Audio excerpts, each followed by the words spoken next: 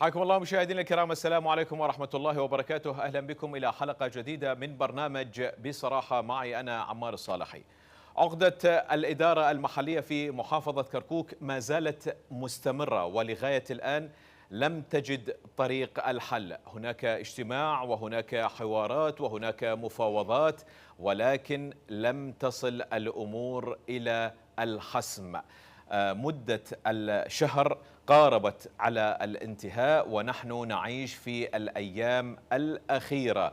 ماذا لو لم تحسم الكتل السياسية قراراتها، وبالتالي قد نذهب إلى المجهول وإلى المحكمة الاتحادية، ممكن لإلغاء الانتخابات في محافظة كركوك أو إعادة الانتخابات، أو في مرشح تسوية أو مرشح من قبل بغداد ينصب محافظ على كركوك. كل هذه السيناريوهات قد تكون مطروحة، وبالتالي المتضرر الوحيد هو المواطن في محافظة كركوك. كل هذه الحوارات وهذه المحاور سوف أطرحها على ضيفي الكريمين، الشيخ معن الحمداني عضو مجلس محافظة كركوك السابق. حياك الله شيخ، واهلا وسهلا بك ضيفا عزيزا علينا. وايضا السيد عبد الله ميرويس، مسؤول منظمات الديمقراطية الاتحاد الوطني الكردستاني في كركوك. حياك الله واهلا وسهلا بك ضيفا عزيزا علينا سيد عبد الله. خليني ابدا وياك شيخنا العزيز. شيخ، جنابك عشت تجربة محافظة كركوك سابقا، وجنابك عضو في مجلس محافظة كركوك.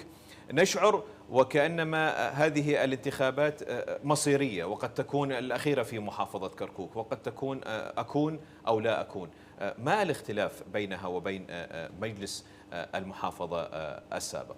يعني ابتداء شكرا جزيلا لهذا اللقاء، شكرا وتقديرا لكل أبناء كركوك وكل مكوناتهم اللي شاركوا بالانتخابات بعد 15 سنة، بعد ماراثون طويل من الانتظار.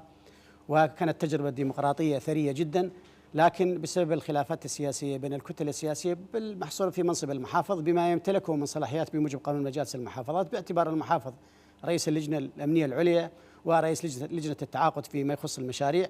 أعتقد واحنا مقبلين انتخابات برلمانيه بعد سنه، هاي اللي خلت الامور تتزن، باعتبار المحافظ هو سفينه النجاه لكل كتله سياسيه تحصل على مقعد المحافظ، خاصه في انتخابات اقليم كردستان او انتخابات البرلمانيه العراقيه القادمه. ولهذا اعتقد ان سبب الخلاف مرتبط بشخص المحافظ شخصيا يعني. نعم شيخ، ممكن نوصل الحل او ما بين الكتل توزيع صلاحية المحافظ، بالتالي قد لا تكون كل الصلاحيات محصورة بشخص المحافظ، بالتالي بينه وبين رئيس المجلس، بالتالي حلحلة الأمور. أنا أعتقد يعني في قانون مجالس المحافظات إذا حدوا من صلاحية المحافظ لن يكون هناك تكالب على منصب المحافظ. طبعا الخلاف ليس في محافظة كركوك، في ديالى نعم. وفي كثير من المحافظات فيما يخص منصب المحافظ. ولهذا نعتقد أن توزيع الصلاحيات، وهو مبدأ اللامركزي، هو توزيع الصلاحيات من الحكومة الاتحادية وبين المحافظات، وبنفس الوقت يجب يكون توزيع الصلاحيات بين المحافظ ونائب المحافظ والمعاون الفني. ولهذا اعتقد ان توزيع الصلاحيات عندما تقلل من صلاحيه المحافظ سوف لن يكون هناك تكالب او ضغط من الحزب السياسي على منصب المحافظ. يعني بقناعه مطلقه ان اي منصب المحافظ هو سفينه النجاه الى اي كيان سياسي من اي مكون ان يحصل لمقعد المحافظ. شيء اكيد سيكون له مكاسب يعني مستقبليه ومكاسب انتخابيه قادمه، وسيكون له تاثير على الشارع اللي محسوب له ضمن الكيان السياسي اللي دخل الانتخابات. نعم، خليني انتقل مع الحل الثاني او الخيار الثاني سيد عبد الله. توزيع الصلاحيات ما بين المحافظ ورئيس المجلس، بالتالي قد تكون حلحلة الامور، وقد يكون هناك رأي آخر أو حل آخر، وهو تدوير منصب المحافظ، يبقى بكامل الصلاحيات ولكن ليس لمدة 4 سنوات، بالتالي ما بين الكرد والعرب.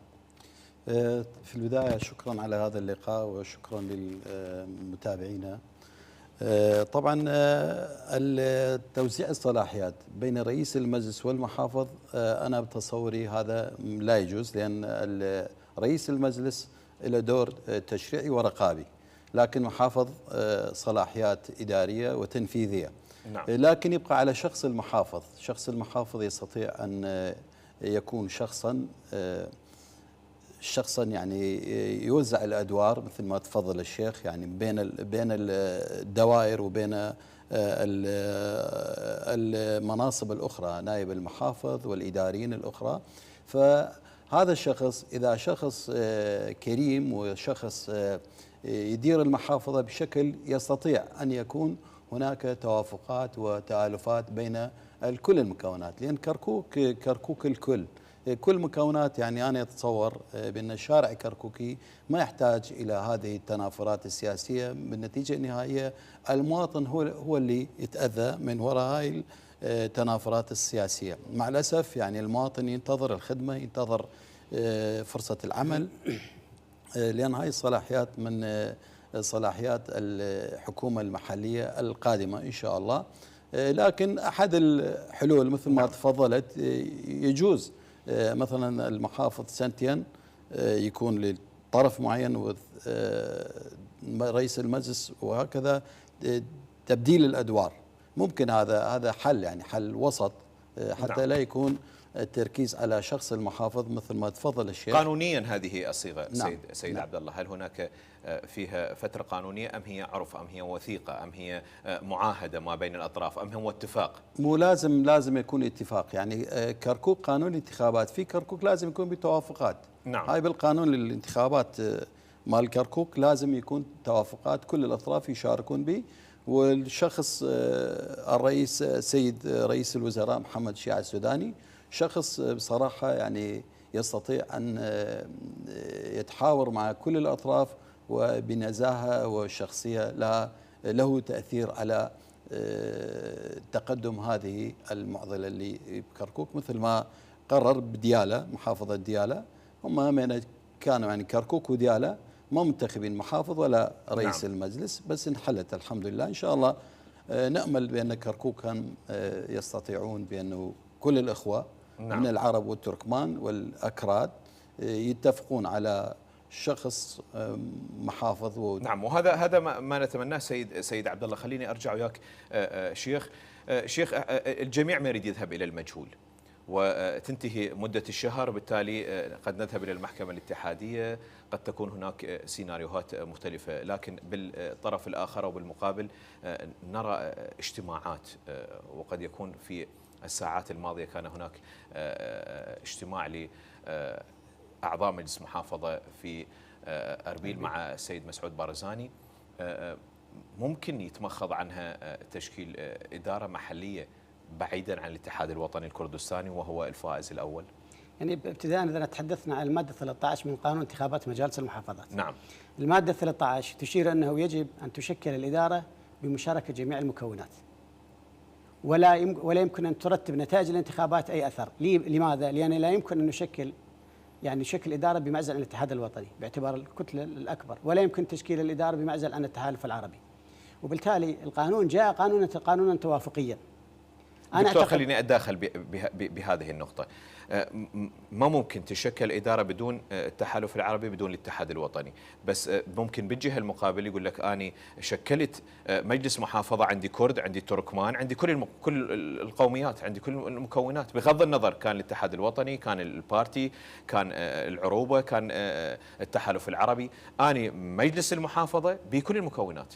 شوف احنا تحدثنا قبل لحظة، أنت طرحت موضوع إنه القانون الانتخابات والأخ طرح جاء متوافقا أو جاء نعم. توافقيا، وبالتالي لا يمكن أن نعزل مكون أو حزب سياسي عن الآخر.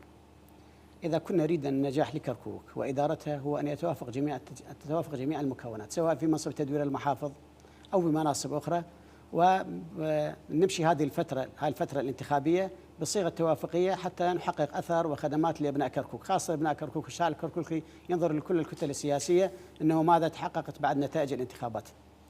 إذا لم نستطع أن نصل إلى توافق هناك خيارين. نعم. الخيار الأول، أما رئيس الوزراء يذهب إلى تكليف محافظ من خارج محافظة كركوك وتترك الكتل السياسية بحوارات إلى أن تصل إلى نتيجة تشكيل حكومة محلية أو توافق على منصب المحافظ، أو اللجوء إلى مجلس النواب، وبالتالي يمكن التصويت على حل مجلس المحافظ والذهاب لانتخابات جديدة. هذا بموجب قانون مجالس المحافظات موجود. نعم. فلا يوجد إلا يعني هذا الخيارين، أما تكليف وأما حل مجلس المحافظة. وأعتقد أن الكتل السياسية اللي كانت مساهمة فعالة بالانتخابات ليس لديها رغبة أن يحل مجلس المحافظة، خاصة بعد 15 سنة من الانتظار ونتج عنه يعني كل المكونات شاركت. قد حزب سياسي حصل على أكثر أصوات وحزب أقل، لكن بالنهاية الكل شاركت. احنا نتمنى الموفقية للجميع، ونتمنى أن يكون هناك توافق بين المكونات على اختيار منصب المحافظ ونائب المحافظ. ويمكن أن يتوافق على يعني موضوع المحافظة وصلاحية المحافظ. يمكن حتى لمجلس النواب أن يعدل تشريع، يعني ما فرد مشكلة التشريع.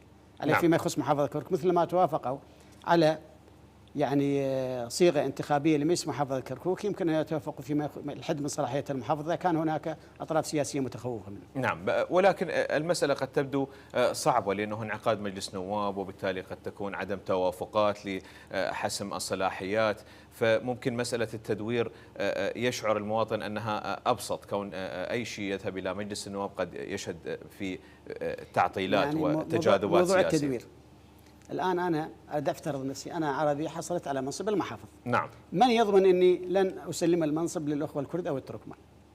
قد تسأل تقول الضامن رئيس الوزراء بعد سنة تصير انتخابات مجلس النواب ويذهب رئيس الوزراء وتتشكل حكومة جديدة، من يضمن؟ إذن هو ليس بصيغة قانونية اتفاق. المشكلة هي انعدام الثقة. نعم. المشكلة هي انعدام الثقة بين جميع الأحزاب السياسية، هذا انعدام الثقة انعكس حتى على حراكنا السياسي وانتخاباتنا. المجالس الخدمية بطبيعتها هي مجالس خدمية تؤدي خدمات طرق وجسور وكهرباء، المواطن يريد خدمة بغض النظر، أنا ما يهمني المحافظ مسيحي يهودي، بغض النظر أبحث عن المحافظ يحقق لي خدمات، هذا هو المعيار الأساسي. لكن بسبب الصلاحيات الكبيرة اللي أعطيت للمحافظ، بوجهة نظري الشخصية قد أكون مخطئ قد أكون مصيب، لكن أعتقد بسبب الصلاحيات اللي أعطيت للمحافظ الكل الكتل السياسية متخوفة من الكتلة السياسية سين أو صاد أن تستلم منصب المحافظ. ولهذا يعني يجب على المشرعون بالدورات القادمة أن يصيغوا بما هي صلاحية القائم مقام وصلاحية نائب المحافظ وصلاحية المحافظ، حتى يمكن سهولة تشكيل إدارة محلية ليس في كركوك وإنما في كل المحافظات. نعم. وبعدين احنا عندنا العراق نظام لا مركزي. أنا رجل كنت يعني عندما كنت يعني درست القانون واكتشفت أن النظام المركزي هو أرقى نظام، النظام اللامركزي اللي يحدد الصلاحيات من الحكومة الاتحادية ويعطيه للحكومات المحلية. أنا أعتقد الحل الأساس لكركوك اللي يخدم كركوك مستقبلا هو أن تكون كركوك إقليم خاصا بذاته، صديق للإقليم كردستان وصديق للمركز، ويعيش أبناء كركوك بسلام وطمأنينة ونحفظ أمن واستقرار العراق. نعم، وهذا ما الجميع يتمناه. لكن قبل نذهب إلى الإقليم وغير الإقليم، ما هي الكتل السياسية لغاية الآن لم تتفق على منصب المحافظ في محافظة كركوك؟ أين توصلت الحوارات سيد عبد الله، التوافقات؟ هل ممكن أن نشهد الأسبوع القادم أو نهاية الأسبوع الحالي إدارة محلية في محافظة كركوك؟ الاتحاد الوطني الكردستاني هل تمكن من لملمة الأطراف الأخرى وبالتالي أخذ منصب المحافظ؟ بالتأكيد الاتحاد الوطني طبعا ويا كل الأطراف، يحاور كل الأطراف. نعم. لكن الشعب العراقي دائما اتفاقات يكون في نهاية المدة، يعني احنا عندنا تجربة كل الاتفاقات دي يصير ينتظرون إلى آخر لحظة، الساعات الأخيرة حتى يتفقون. وأنا بنظري نأمل من السياسيين، لأن احنا بالنتيجة النهائية مثل ما تفضل الشيخ كركوك الكل، يعني شو ما قال أقليم، يعني احنا هم متفقين أن يكون كركوك أقليما. هذا الإحساس منين يجي؟ بأنه كلنا كركوكيين، يعني الكركوك الأهم. حتى بالانتخابات كل طرف يقول أنا أخدم كركوك، ومن يحلفون يقولون نحتم كركوك. كركوك يحتاج استقرار، مواطن كركوكي يحتاج يحس بأنه وطنه، هذا وطنه. وطن نعم. شنو يعني؟ أنت لازم توفر له رغيف الخبز والسقف والشعور بالانتماء، وكذلك الوطن الأرض والحقوق. الأرض عندنا حقوق لازم يكون عندنا، لأن المواطن أدى دوره، انتخب، ينتظر النتيجة حتى يخدمه. فبالنتيجة النهائية الاتحاد الوطني بابه مفتوح لكل الأطراف ويحاور كل الأطراف، وإحنا ويا الواقع. مفروض يعني الكتلة الأكبر، القائمة الأكبر اللي حصل على أكبر الأصوات، مفروض يعني ولو مو شرط يعني بتوافقات كركوك، لازم يكون تشكيل الحكومة المحلية بالتوافقات، يعني هذا بالقانون جاي، لازم توافقات، ولا يجوز أن بصراحة يعني نطلع كتلة أو حزب معين من هل هناك شعور بأن ممكن هناك التفاف ضد الاتحاد الوطني الكردستاني وتشكيل كتلة أو مجلس إدارة في محافظة كركوك بعيدا عن الاتحاد الوطني الكردستاني؟ نعم مع الأسف السيد مسعود البارزاني اجتماع الأخير بأربيل بالمصيف صلاح الدين البارحة، هذا ما يخدم كركوكين بصراحة، لأن لا يمكن أن تجاهل أصوات المواطنين بما يقارب 158 ألف صوت يعني وخمسة مقاعد، يعني لا يمكن تجاهل هذه الأرقام الكبيرة. فمفروض يعني يحاوروا كل الأطراف، احنا ويا الحل ويا جميع الأطراف، مفروض يعني يتفقون كل الأطراف. الاتحاد الوطني دائما ويا الحل، ونؤمن احنا طلاب مام جلال نؤمن بالشراكة الحقيقية في كركوك، لكن احنا همنا يعني صوتوا جماهيرنا، همنا لا يمكن أن يطلعونا خارج العملية السياسية، لا يمكن بدون اتحاد وطني. هذا غير مقبول وما نقبل من أي شخص، لكن بالتوافقات كل شيء يصير، لأن احنا بالنتيجة النهاية كلنا داخل سفينة واحدة، العربا وكردا وتركمانا ومسيحيين داخل سفينة واحدة. إذا ينضر كركوك كلنا ننضر. نعم. إذا كهرباء ماكو، كل مواطن كركوكي ما عنده كهرباء، عربا وكردا وتركمانا والمكونات الأخرى. فإحنا كركوك يحتاج خدمة، فأنا أتمنى كل الأطراف السياسية يفكرون بكركوك، يفكرون بخدمة كركوك، لأن المناصب الإدارية كثيرة، يستطيعون كل واحد بدوره يخدم. هسه إذا نلاحظ شخص من مرشحي الاتحاد الوطني الكردستاني سيد نشأت حصل على تقريبا 38 ألف صوت، أكبر من سيد محافظ السيد راكان، وهذا الشخص خدم بدائرة معينة. معناته أهل كركوك يحتاجون اللي يخدمه يصوتوا له. أنا متأكد بأنه من إخواننا العرب والتركمان هم صوتوا لهذا الشخص، معناته أهل كركوك يحتاجون من يخدمه. ما يمكن الانتماءات لا ما عنده دور، وأتمنى يجي يوم العربي يجي يخدم كردي والكردي يخدم العربي والتركماني. فننتظر هذا اليوم، يعني لازم هاي المرحلة نخلي ورانا، يعني هذا نعم. كردي وهذا عربي وهذا تركماني، فنختار الشخص اللي يخدم كركوك، وهذا أمنيتنا وأملنا. نعم، وأكيد هذا أمل الجميع. خليني أرجع وياك شيخ كمكون عربي ألا تشعرون بأن الاتحاد الوطني هو أقرب إليكم من الأحزاب الكردية الأخرى، كون أن دائما ما يقول الاتحاد الوطني الكردستاني هو مع العراق، هو مع بغداد، مرجعنا هو بغداد، فهناك مشتركات وأرضية مشتركة قد تكون في كثير من الأحيان ما بين الاتحاد الوطني الكردستاني وما بين المكون العربي. يعني أنا حسب معلوماتي قبل يوم تم الاتفاق مع الاتحاد الوطني لتشكيل حكومة. نعم. لكن تفاجأنا البارحة اللي كان الاجتماع بربيل. على أي حال هو لو خلين يعني واضعين فقرة بالقانون أنه تشكل الكتلة الأكبر تشكيل الحكومة المحلية مثل ما موجود في مجلس النواب، وإذا فشلت الكتلة الأكبر نذهب إلى الكتلة الثانية لتشكيل الحكومة. طبعا هذا نقص تشريعي يفترض كان يوضع بقانون مجالس المحافظات أن تكلف الكتلة الأكبر بتشكيل الحكومة، وإذا فشلت نذهب إلى الكتلة الثانية الفائزة، وهكذا. وإذا فشلت جميع الكتل بتشكيل حكومة محلية ليس لدينا خيار إلا الذهاب إلى المحكمة الاتحادية أو الذهاب إلى مجلس النواب لحل مجلس المحافظة وإجراء انتخابات خلال فترة قصيرة. الكتل العرب عبارة عن كتلتين أو 3 كتل سياسية بالأحرى. نعم. وكل كتلة تبحث عن مصالحها، مثل ما موجود بالقوى السياسية الكردية موجود بالعرب، وهناك حتى من اجتماع أربيل كتلة سياسية مشاركة.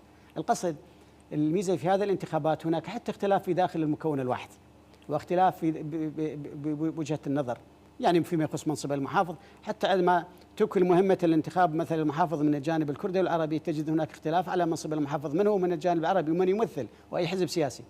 أعتقد الحراك السياسي في كركوك حراك كبير، الكل طامعة بمنصب المحافظ والمناصب الأخرى، ولكن القوى السياسية أن تفكر أن مرحلة الانتخابات هي مرحلة انتقال لمدة 2 أو 3 وستنطوي، لكن يبقى أبناء كركوك، تبقى مكونات كركوك هي المعيار الأساسي لنجاح أي تجربة. علينا أن ننسى الماضي بكل آهاته، موضوع داعش، الخلافات السياسية، الوضع الأمني اللي كان غير مستقر. الآن نبدأ صفحة جديدة، وأن تكون حسن النية موجودة لدى الجميع. إذا استطعنا أن نجد حسن النية، وأن تكون تحدث الأخ أنه متى نعبر هذا كردي عربي تركماني، إحنا تغيبنا البرامج، يعني البرامج السياسية الاقتصادية، إحنا نقدم برنامج قومي متطرف. أنا قانا أقول عربي، أنا أصل حتى لا يجي الكردي ضدك، والكردي يقول حتى لا يجي العربي ضدك، والتركماني كذلك. لا يوجد لحد الآن عندنا مشروع كركوكلي أو بالمشروع ما يسمى المشروع الوطني اللي يخدم كل أبناء كركوك بغض النظر عن القومية والدين والطائفة. نطمح أن نصل لهذا اليوم. يعني أحيانا تجد رئيس دائرة ربما عربي أو كردي أو تركمان يخدم المواطن أكثر، لكن عندما تذهب إلى الصندوق أنت ربما تنتخب الفاسد على حساب على حساب هذا الإنسان الصالح. بالرغم أن ديننا الإسلامي الحنيف الرسول يقول الناس متساويين كأسنان المشط، ولا فرق بين عربي وعجم إلا بالتقوى. ولكن للأسف يعني بسبب الاحتقان والقوى السياسية أحيانا للأسف يعني القوى السياسية حتى يريد يصل البرلمان العراقي يستخدم شعار قومي أو يستخدم شعار طائفي، وهذا نتمنى أن يأتي يوم من الأيام نتجاوزها ونصبح أبناء كركوك محبين للسلام محبين للاستقرار وأن نعيش بسلام وأمن ومتخاوين. نعم. ممكن حسب وجهة نظرك شيخ تكون إدارة بالأسبوع القادم بمعزل عن الاتحاد الوطني الكردستاني، أم هذا الأمر صعب حتى لو بالأرقام تحقق النصر؟ والله يعني حسب معلومات السيد السوداني يريد مشاركة المكونات وجميع الأحزاب السياسية، يعني هذا المبدأ اللي انطلقت به الحكومة الاتحادية، ولا يعني حسب الاتفاق قبل شهر كانوا متفقين، ثم بعد ذلك ضغط من الحكومة الاتحادية تراجعت الكتل وأصبح الخيار أن يشارك الجميع. نتمنى أن يعني حتى لو كان يعني منصب المحافظ انتقالي يضمن مشاركة الجميع ومشاركة الجميع في خدمة أبناء كركوك وليس في خدمة الحزب السياسي. أقصد أبناء كركوك يشعرون بأمن واستقرار، هذا الذي نطمح عليه احنا أبناء المحافظة. نعم. سيد عبد الله خليني أرجع وياك.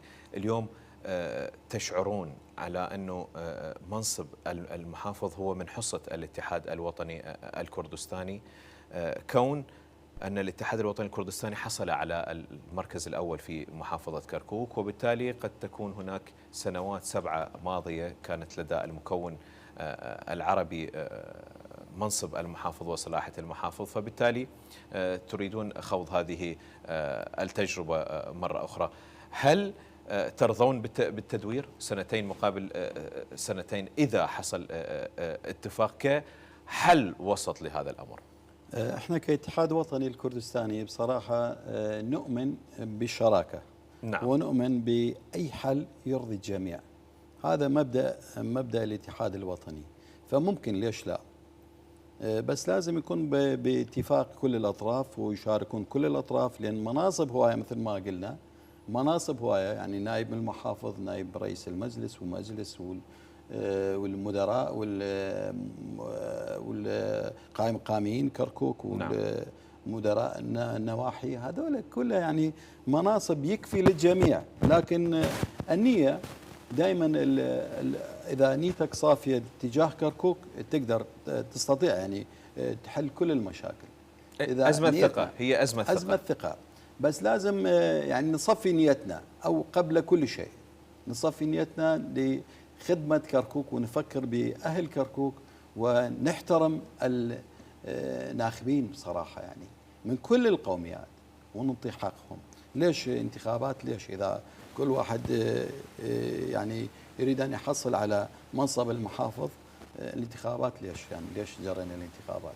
لأن صحيح بالقانون جاي بأنه توافق كل الكتل والأحزاب على إدارة كركوك، احنا راضين، لكن الانتخابات معيار بأنه أي كتلة أو حزب يحصل على أكبر الأصوات إلى حق أن يخلي المحافظ وبالتدوير. نعم. يعني نعم. إذا لا مشكلة لدى الاتحاد الوطني الكردستاني فيما يخص التدوير مع حفظ الأرقام التي حصلت عليها كل كتلة، وبالتالي هو الوزن الانتخابي الذي فرضه الشارع على جميع الكتل السياسية.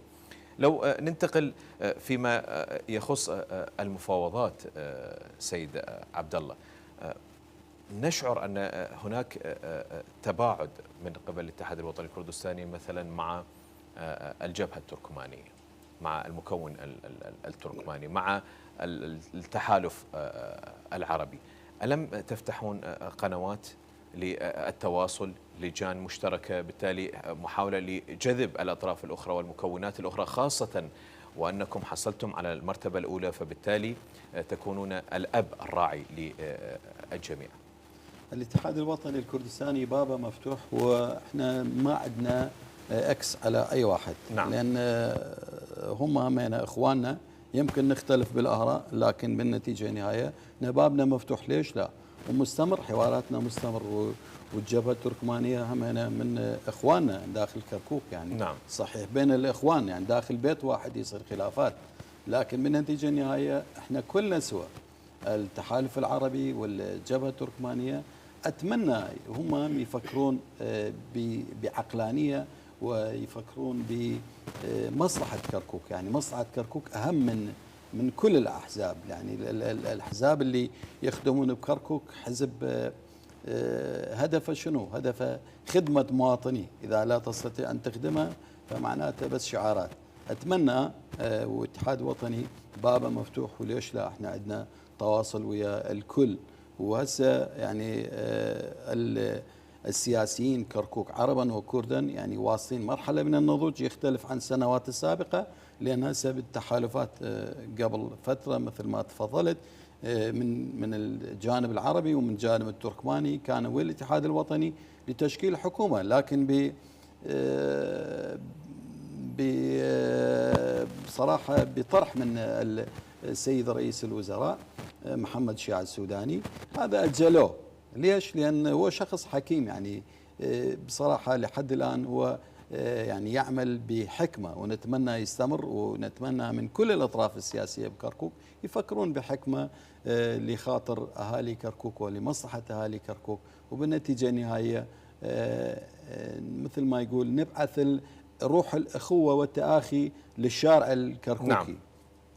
طبعا أكيد جميع حقوق الرد في برنامج بصراحة محفوظة، سواء للجبهة التركمانية سواء المكون المسيحي. بالتالي نحاول احنا من خلال البرنامج أن نجمع جميع الأطراف، ودائما منبر قناة كركوك مفتوح لجميع الأحزاب وهو لجميع المكونات في محافظة كركوك، سواء من اليكتي، البارتي، التحالف العربي، العروبة، المكون المسيحي، لجميع المكونات. راح أرجع عليك بنقطة مهمة وهي التدخلات الإقليمية، لكن خليني قبلها أنتقل للشيخ. شيخ، شلون شفت دور بغداد؟ خاصة احنا لاحظنا بأن اكو فد خصوصية أو أهمية لدى بغداد في لملمة شمل محافظة كركوك، ووضعت خلية أزمة مباشرة. نشاهد أن تواصل رئيس الوزراء يجلس مع المكون التركماني، رئيس الوزراء مع الاتحاد الوطني، مع وهناك اهتمام كبير من قبل رئيس مجلس الوزراء لنواب محافظة كركوك. هذا ممكن راح يدفع بالعجلة أم شكل ثقل عبء؟ شلون شفت دور بغداد فيه؟ السيد السوداني يعتبر من منجزاته أنه جرى انتخابات مجلس محافظة كركوك بعد 15 سنة من الانتظار الطويل. نعم. ويعني حتى تحدث بمؤتمر صحفي قال أجرينا انتخابات في مجلس محافظة كركوك. إذن تحسب للسوداني. تحسب للسوداني. نعم. السوداني يريد أن ينجح في كركوك. أن هذا يعني ملف الإدارة المحلية، أن ينجح رئيس الوزراء ويطلع للإعلام ويقول نعم نجحنا في تشكيل إدارة محلية ناجحة تمثل جميع المكونات. وحقيقة لأول مرة نجد أنه رئيس حكومة مهتم بالشأن في كركوك وحريص على لملمة جميع القوى السياسية المختلفة. أنا أعتقد مشكلتنا بقانون انتخابات مجالس المحافظات. نعم. أو قانون مجالس المحافظات. مشكلة لو أجرينا تعديلات دستورية تتضمن انتخاب المحافظ مباشر. أنا ذهبت إلى الولايات المتحدة الأمريكية في الدورة يسمى تطوير الإدارة المحلية والتطوير الحضري، وجدنا أن القائم مقام منتخب، العمدة منتخب، وبالتالي إذا ما تم انتخاب المحافظ مباشرة من قبل الشعب فيتحمل المسؤولية المحافظ على أخطائه. ولكن انتخاباتنا حتى بالبرنامج العراقي تجد صعوبة باختيار رئيس الوزراء. نعم. يعني أحد يعني في زمن حكومة العبادي وقبل السيد المالكي الخلافات مع اياد علاوي انه استمرت الحكومه لاكثر من 8 اشهر، يعني بال 2010 صعودا.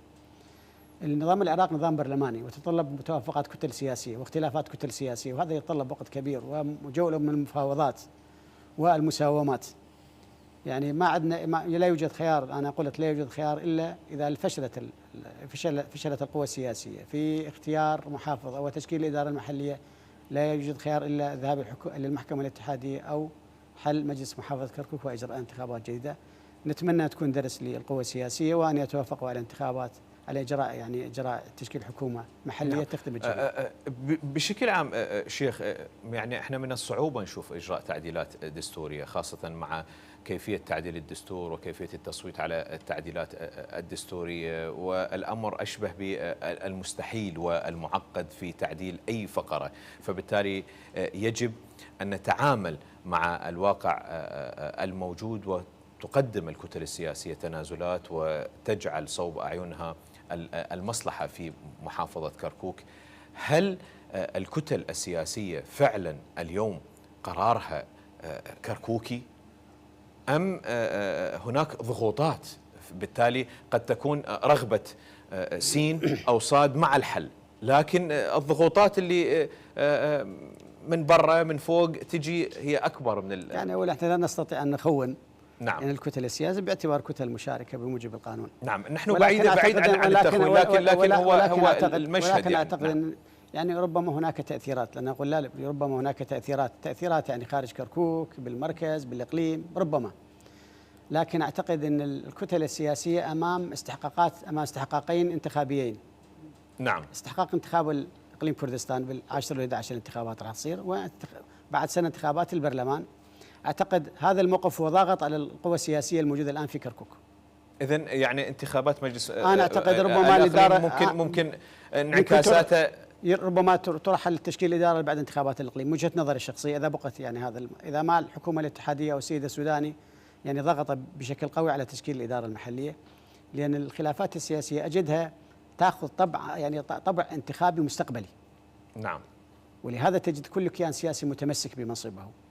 يعني مثل السيد المحافظ روكان متمسك بمنصب المحافظ على سبيل، والبقية القوى الجبهة التركمانية وحتى القوى السياسية الكردية تعتقد أن منصب المحافظ هو منصب لا يمكن التخلي عنه، خاصة الاتحاد الوطني يقول أنا الكتلة الأكبر والفائز بالانتخابات، ثم يجي التحالف العربي ويقول أنا الكتلة اللي حققت نتائج وأبحث عن الفوز، وهكذا.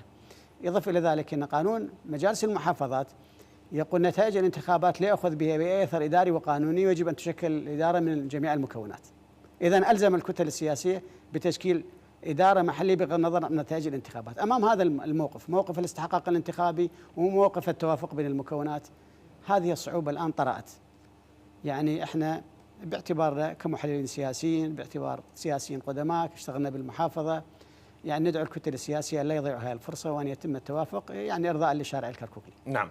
سيد عبد الله، خليني ارجع وياك فيما يخص التدخلات الاقليميه، التاثيرات، انعكاسات ممكن تداعيات انتخابات الاقليم وانجرت على محافظه كركوك بعيدا عن التخوين، لكن لا يغيب عن الجميع بان هناك تدخلات اقليميه، لا يغيب عن الجميع هناك تاثير اقليمي، والامر اصبح يعني واضح سواء في تشكيل الحكومه العراقيه، سواء في تشكيل مجلس محافظة كركوك، بل شاهدنا حتى في بادئ الأمر هناك اهتمام إقليمي أكثر من الكتل السياسية نفسها داخل محافظة كركوك. والله هو حق شرعي أي حزب لو أي مكون عنده علاقات مع الجوار.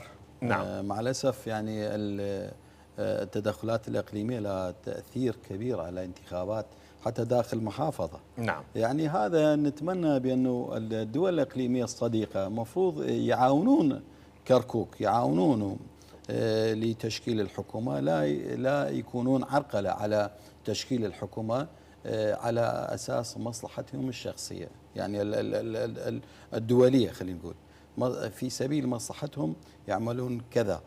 فكركوك أو عراق عامة يحتاج إلى مساعدة دول الجوار، ونؤمن بعلاقات حسن الجوار مع كل الدول المجاورة والإقليمية بعيدا عن التدخل، لأن كلنا نحتاجهم وهم يحتاجون العراق والعراقيين. لكن التدخلات هم واضح مع الأسف الشديد، يعني التدخلات الإقليمية هسه ظهر العلن، يعني الكل يعرفون بأن التدخلات قوية لتشكيل الحكومة المحلية في كركوك، وهذا الأمر غير مقبول. يعني مفروض بأنه الكركوكيين والحكماء في كركوك والسياسيين ما يقبلون بأنه أي تدخل لتشكيل حكومة أو لتشكيل إدارة كركوك، لأن كركوك لكركوك لأهل كركوك، وهذا مع الأسف بالنتيجة النهائية يؤدي إلى فضاء الخلافات بين المكونات أكثر. هذا ما يخدمنا، ما يخدم أهالي كركوك والعراق عامة. نعم. سيد عبد الله، ممكن أن نشهد في الأسبوع القادم إدارة جديدة في محافظة كركوك ما بين قد تكون اليكتي والتحالف العربي، أم ممكن أن نشهدها توافقية مع الجميع؟ أنا بتصوري نشوفها توافقية مع الجميع، لأن احنا كاتحاد وطني نؤمن بالتوافق مع الجميع، ولكن باستحقاقاتنا لا يجوز أن نقبل بأنه الاتحاد الوطني يكون خارج المعادلة تشكيل الحكومة. احنا نؤمن بالشراكة ونؤمن بالتوافقات ونؤمن بأنه كركوك الجميع، فالكل يستطيع أن يخدمون كركوك. فنأمل، هذا أملنا وأمنيتنا، بأنه نفكر بعقل وعقلانية خدمة لمواطني كركوك. نعم. كركوكيين تعبوا من هذه التنافرات السياسية. فعلا راح ارجع لك بكلمه اخيره، لكن خليني اروح على شيخ معن. سيناريو، انطيني السيناريو الاقرب، السيناريو الاقرب حسب كمراقب سياسي، كمحلل سياسي، كصاحب تجربه سابقه، كقارئ للمشهد السياسي في محافظه كركوك. يعني انا توقعاتي سوف تشكل الحكومه المحليه في كركوك. يعني لا نذهب خارج يعني الكل لديهم رغبه بالمشاركه. نعم. لا احد لا يوجد حزب سياسي مشارك بانتخابات مجلس محافظه كركوك يرغب باعاده الانتخابات. نعم. هاي نقطه راس سطر. الكل ترغب، لكن بسبب السقف المطالب اثناء الانتخابات اللي وصلوها للشارع، سواء الشارع من القوى السياسيه الكرديه او القوى السياسيه العربيه، انه منصب المحافظ الي ولا يمكن ان افرط بمنصب المحافظ. هذا السقف الانتخابي، يعني هذا السقف اللي يشبع الشارع عن الكتله الاكبر وانا راح احصل المقعد، اصبحت عمليه التنازل عن منصب المحافظ هي خساره الشارع بالانتخابات القادمه. نعم. ولهذا دائما كان الخيار عمليه التدوير، انه المحافظه على الشارع والمحافظه على القواعد الانتخابيه بين كل القوى السياسيه. لكنني اعتقد ان التوافق سيكون على منصب المحافظ، واتوقع ان الحكومه تتشكل قريبا، يعني توقعاتي ستشكل قريبا. من الاتحاد الوطني، التحالف العربي، حتى لو افترضنا يعني سنتين بسنتين، من سيكون المحافظ القادم؟ ربما يكون من الاتحاد الوطني ابتداء، ثم ياتي من المكون العربي. نعم. يعني وجهه نظري. مع رئاسه المجلس المكون العربي. هي يعني بتدوير رئاسه المجلس، نائب المحافظ، مدير شرطه، يعني هناك قوى سياسيه مثل المتخوف من سطوه الطرف الاخر حتى نعم. احكي لك. فيعني مناصب تكون متوازنه، يعني بحيث تحفظ يعني الصلاحيات ومشاركه الجميع. نعم. يعني وجهه نظر. نعم. سيد عبد الله، متفائلين بمنصب المحافظ، ام هناك تخوف بعد اجتماع أربيل، أم أن الأمور تمام بأن سوف يكون الاتحاد الوطني الكردستاني يحصل على استحقاقه وهو الفائز الأول، وبالتالي المحافظ القادم سيكون الاتحاد الوطني؟ نحن متفائلين. نعم. نحن متفائلين بجماهيرنا وبالكتل السياسية الموجودة في كركوك، لأن وصلوا مرحلة النضوج. يعني نعم. كل طرف يعرف بأنه ضرورة تشكيل الحكومة ضرورة ملحة، والتوافق هم ضرورة ملحة. فإذا احنا وصلنا هالمرحلة، وإن شاء الله نتأمل بأنه المحافظ يكون يعني من حصة الاتحاد الوطني الكردستاني، ولكن يخدم كركوك كله بدون فرق، يعني محافظ يكون محافظ كركوكيين، محافظ تمييز للجميع. وهذا ما نتمناه. السيد عبد الله ميرويس، مسؤول منظمات الديمقراطيه الاتحاد الوطني الكردستاني في كركوك، اشكرك جزيل الشكر لانضمامك الينا في برنامج بصراحه. الشكر موصول لك الشيخ معن الحمداني، عضو مجلس محافظه كركوك السابق، نورتنا وشرفتنا.